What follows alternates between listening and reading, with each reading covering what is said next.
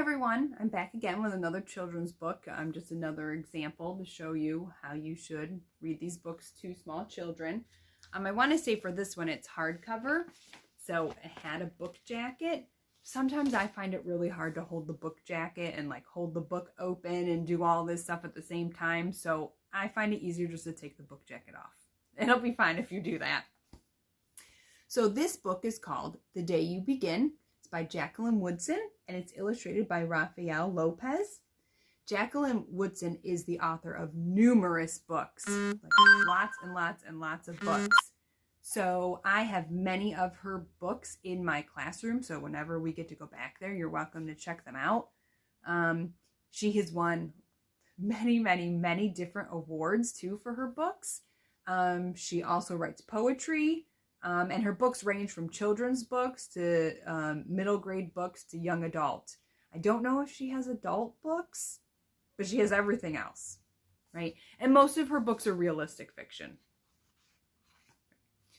So again, just as a little reminder, you're going to share with the students or the kids the title, author and illustrator. Okay, remember, you need to read fluently, so it means a good pace, not too fast. You need to be loud enough so they can hear you. Speak clearly, don't mumble. And then also along with fluency, we talked about before that you need to read with expression. So if it's a question that you're reading, you need to make it sound like you're actually asking a question.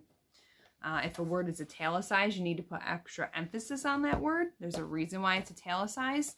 And then if there's an exclamation mark at the end of the sentence, you need to read it the way it should be read for that too. Like maybe someone's really excited, maybe someone's really scared, right? You just have to, you'll know when you're reading it what it should be. Also, this book I thought would pair greatly with Inside Out and Back Again. I'm pretty sure this book is all about this young girl and the first day that she goes to school, right? And how everybody can be different, and that's okay.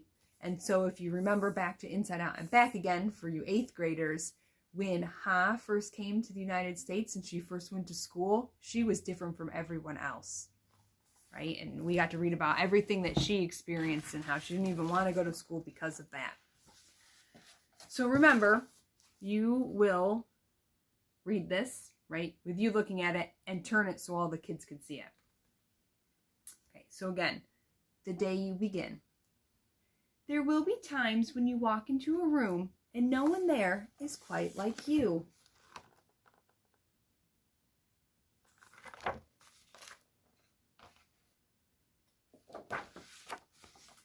Maybe it will be your skin, your clothes, or the curl of your hair.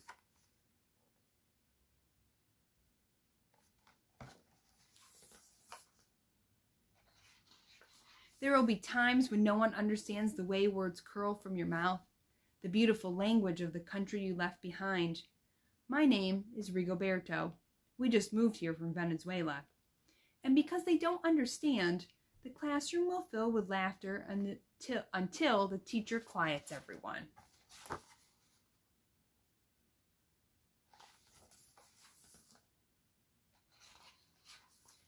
Rigoberto, from Venezuela. Your teacher says so soft and beautifully that your name and homeland sound like flowers blooming, the first bright notes of a song.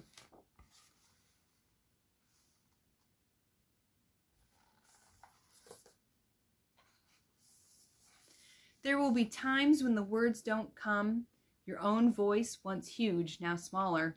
When the teacher asks, "What did you do last summer? Tell the class your story." "We went to France," Chyla says. "These shells came from a beach in Maine." A boy named Jonathan holds out a jar filled with tiny shells so fragile they look like they'll turn to dust in your own untraveled hands. "My whole family went to India, Spain, South Carolina." Each souvenir a small triumph of a journey, their travels going on and on.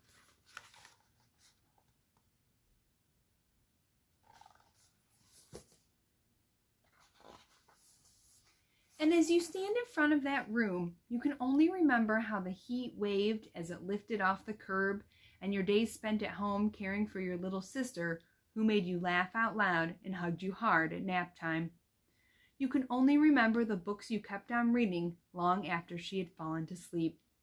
And in that room, where no one else is quite like you, you'll look down at your empty hands and wonder, what good is this when other students were flying and sailing and going somewhere?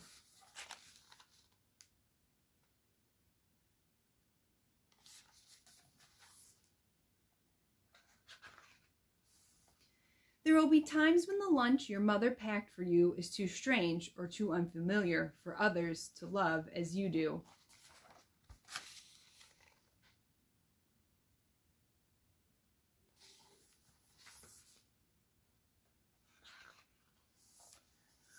When even your own friend, Nadia, will wrinkle her nose and say, "What's in there anyway?"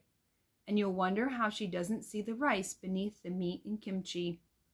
You'll wonder why she doesn't remember that rice is the most popular food in the world.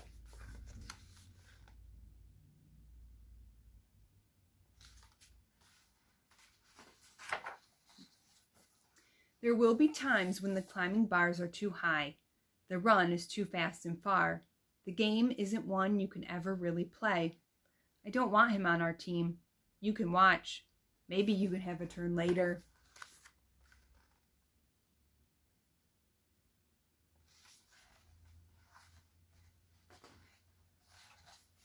There will be times when the world feels like a place that you're standing all the way outside of.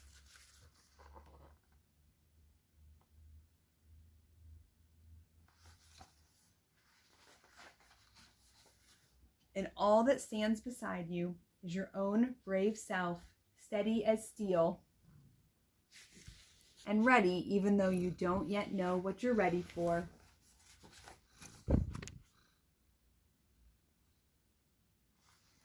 And anywhere in this book, you could ask students or the kids if they've ever felt any of this before or had these experiences. I'm sure everyone can relate somehow. There will be times when you walk into a room and no one there is quite like you until the day you begin to share your stories. My name is Angelina, and I spent my whole summer with my little sister. You tell the class, your voice stronger than it was a minute ago. Reading books and telling stories, and even though we were right on our block, it was like we got to go everywhere. Great plug for reading right there. Reading can take you to amazing places.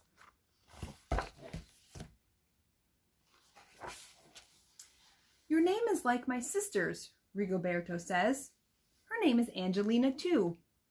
And all at once in the room where no one else is quite like you, the world opens itself up a little wider to make some space for you.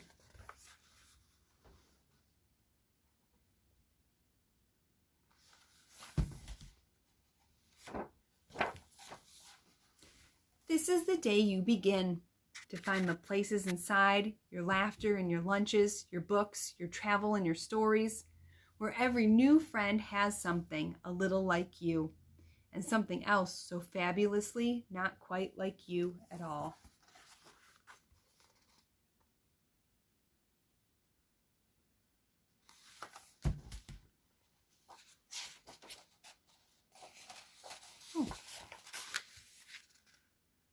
The end. There were definitely a lot of connections that I could make between that book and Inside Out and Back Again, so I hope you did too. And I think it's just a book that kids could make connections to even if they haven't read another book, right? You could make a text to self connection. So maybe you've moved and had to start at a different school. Maybe you feel you're different in certain ways from all the other kids around you. It's happened to everybody. So there's just another example. I am going to create more of these videos, but the next few that I'm going to do, I'm not going to stop and explain stuff in between.